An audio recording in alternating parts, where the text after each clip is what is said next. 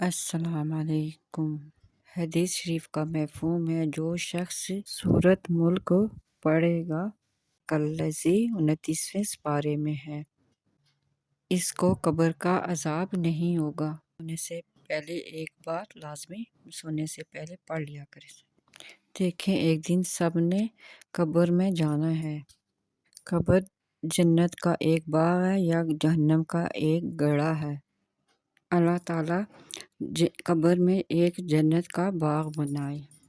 سونے سے پہلے سورۃ ملک پڑھ لیا کریں سونے سے، اس کو قبر کا عذاب نہیں ہوگا۔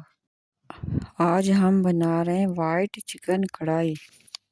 سب سے پہلے ہم نے پیاز ڈالا، جب ہلکا سا پیاز براؤن ہوا تو اس میں چکن ڈالا، چکن ڈال کر اچھی طرح بنائی کی۔